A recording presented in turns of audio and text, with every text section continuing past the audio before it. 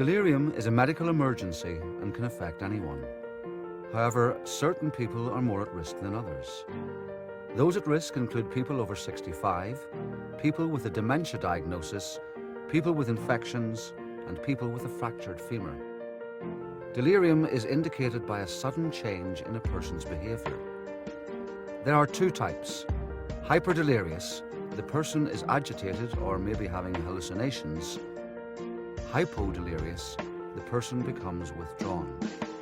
There can also be a mix of the two behaviors. This unexplained change is very disturbing for family and carers.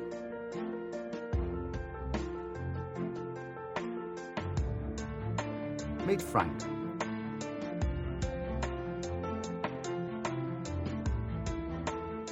Frank is an active, independent gentleman of 71 who is currently living alone.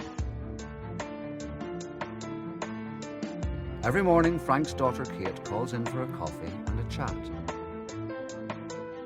This morning, however, Frank just isn't himself.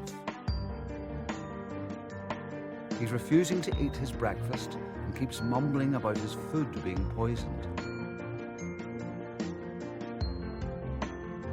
After 2 days of this changed behavior, Frank has been admitted to hospital. He won't answer the medical staff's questions and keeps trying to leave. He is anxious and withdrawn. Kate tries her best to pacify Frank, but he is increasingly agitated. He refuses to eat or drink for staff and has started hallucinating about rats on the ceiling of the room.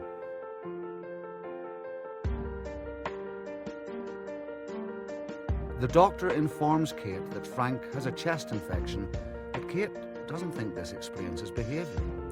She tells medical staff that her father doesn't normally act like this. The nurse treating Frank believes that Frank's infection may have led to him developing delirium. He explains this to Kate.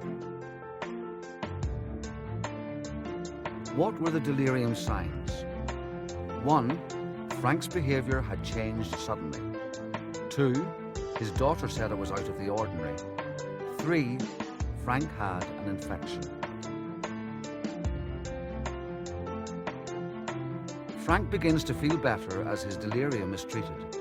Medication is given to fight his infection, and Kate helps with his food and drink.